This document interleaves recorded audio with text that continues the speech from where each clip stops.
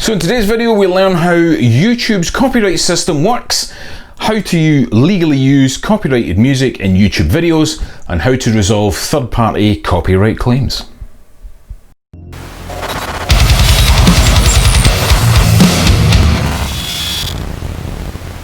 How's it going? Before I get started, I just want to say thank you very much for everybody that's been supporting the channel thus far. I'm closing in on 500 subs. That's exciting. I've also launched another channel which is gaining more subs, MMCM Media. It's going to be dedicated for film and documentaries, and no vlogs or any of this. That's what this channel is all about. And lastly, as you'll find out through the process of this video, this is an unmonetized channel, and I only do it for fun. But if you did want to help support the channel in any way, or me as a creator, there's a couple of links in the description where you could purchase some items that I make for you, or indeed get in touch, because people have been asking me to create their intros for their YouTube channels, and it's proving rather popular. Give us a shout. I would love to make something sexy for your channel, and I'd obviously like to make a few bucks into the bargain. Welcome to a new video and the start of a series of videos that will look at the filmmaking, editing and legal processes of creating videos. As a content creator online and as a filmmaker who makes a living from shooting content, I sit right in the middle of workflow that is from inception through to production and producing it, in that I normally am around for the idea and I see it through to the final stages, whether that be my own little projects for YouTube or part of a larger TV production. The process is the same but amplified for larger projects. Now, one of my favourite parts of creation is music. I love music. I especially get inspired by scores, epic riffs, chords, and not just the rock and metal variety, as I'm somewhat associated. There is a massive expanse of genres that get me fired up.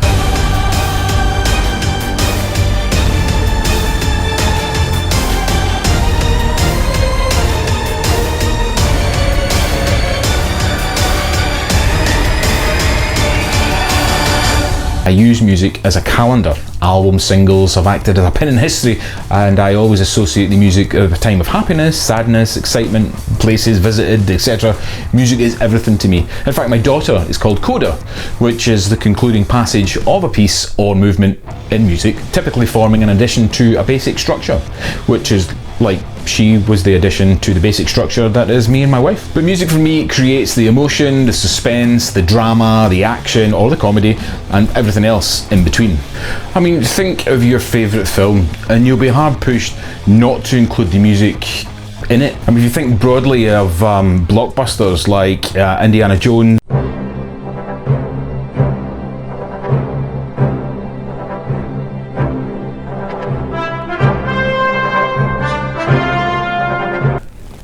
Star Wars,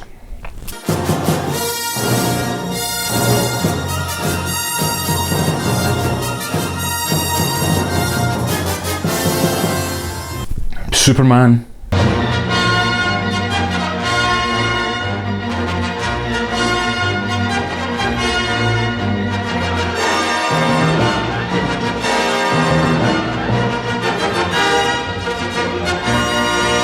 but all films either have a soundtrack or a score or elements within the film that has an almighty sounding piece that, if it weren't there, wouldn't make the scene work. Just imagine Psycho for a moment and then imagine it without the music.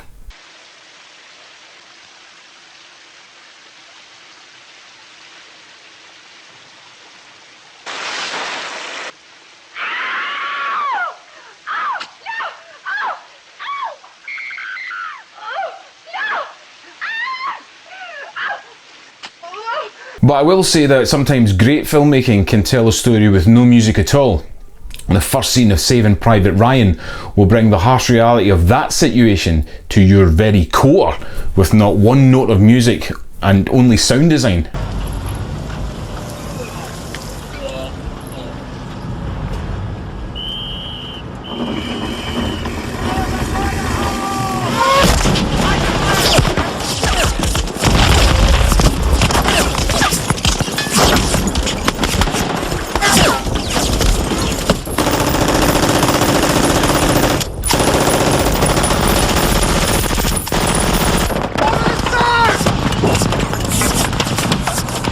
But I can go on about this subject forever, and the various parts of it. Anyone who's been here from the beginning will know that I like epic music with epic locations. So in today's video, we'll look at how YouTube's copyright system works, how to legally use copyrighted music in your YouTube video, and how to resolve third-party copyright claims.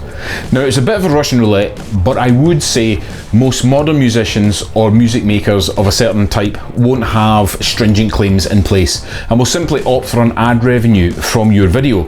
That way they're still receiving the payment for the music that they made, which is something I particularly like, knowing that a fellow creator is getting their fair share for their work. I use Epidemic Sound and Soundstripe for my music, for which I pay a subscription. But sometimes they just can't compete with that epic track that you know will fit your use. And herein lies the issue. If, like me, you create not for notoriety or YouTube fame, and you make videos for fun, practice, as a hobby or platform to show your work, then the monetization of it all is irrelevant. If you use the platform for any social media use, business use, then making sure you abide by the rules and laws are pretty important. And lastly, if you're a full-time YouTuber looking to gain as many people in your audience to build a community and an income, then you too have to abide by the rules. Many YouTubers are convinced that using copyrighted music in YouTube is a surefire way of getting your account penalised and your video muted and or removed altogether. The reality isn't that grim, but you do need to understand how to legally use copyrighted music on YouTube to avoid the copyright strikes on your channel. First of all, let me put your mind at ease and say that yes, you can legally use copyrighted music. What happens if I use copyrighted music on YouTube? YouTube employs a robust system called Content ID that allows copyright owners to identify and manage how their content is used on YouTube. Every video uploaded to YouTube is scanned against the Content ID database to detect it if it contains any copyrighted music or video. Copyright owners, not YouTube, get to decide what to do with the videos that contain their work. If you use your copyrighted music registered in the Content ID system, the copyright owner may decide to do one of the following: mute your video where the video is still available but no audio, block your video, which is the worst case, this most likely will penalise your channel, monetize on your video by running ads, so you won't be able to monetize it, and then they'll track the viewership statistics of your video. In most cases, Content ID is only available to the established music publishers. However, a number of YouTube certified companies like AdRev and Audium and a few more other ones are using solutions for smaller independent music producers, so they can also protect their works with YouTube's Content ID system. I've got a copyright claim.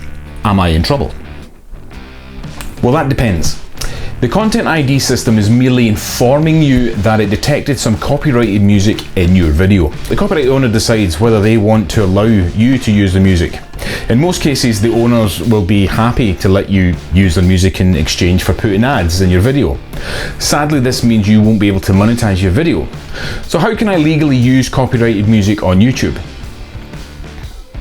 When you get a third-party content claim on YouTube, they suggest that you do one of the following. You either acknowledge it. If you don't mind the ads, you don't have to do anything. You can remove or swap the music. You can share the revenue. If you're a partner, you can share revenues for song covers. You can dispute the claim if you believe you have the right to use the music. Starting in 2019, YouTube has been making some changes to make it easier for creators to resolve the claims. In particular, YouTube configured their post-claims tools, add or replace a song, remove a song, and trimming to automatically release claims on some of the cases. The best option is to secure the permission of the copyright owner to use the music on your video and to have the owner retract the claim. This may be free, as with Creative Commons or public domain music, or you may need to pay a licensing fee. Getting the permission or the license may be easy or hard depending on what kind of music you'd like to use. If you're after a popular commercial song, this usually involves getting in touch with the publisher and working out a deal. As you can imagine, the licensing fees in this case may be quite substantial. and I'm pretty sure Kevin from Inverness, who runs a fishing channel, looking to use a track, say from Katy Perry's back catalogue, will come into issues if he approaches the production house that deals with the rights to her tracks, as they won't see any commercial benefit unless he's, you know, willing to pay stupid money. Let's raid. I knew you were gonna come to me. And here you are, but you better choose carefully. 'Cause I'm capable of anything, and everything. Make me your Aphrodite. Fortunately, many music production companies and individual composers create music specifically for use in YouTube videos.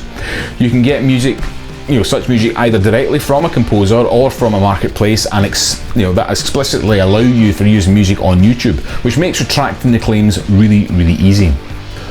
Why do I need to deal with copyright claims if I have the permission to use the music? Unfortunately, the Content ID system cannot tell in advance, or yet, whether you have permission to use a particular piece of music track.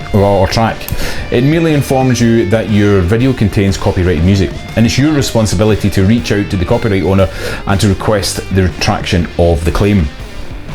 Nowadays, most professional composers resort to ad rev or similar services to protect their copyright. Don't let this discourage you though. The ad rev system allows the composers to easily clear the claims and even to whitelist entire YouTube channels to prevent any future claims. Wouldn't it be easier to use copyright-free music? Well, yes, it would be.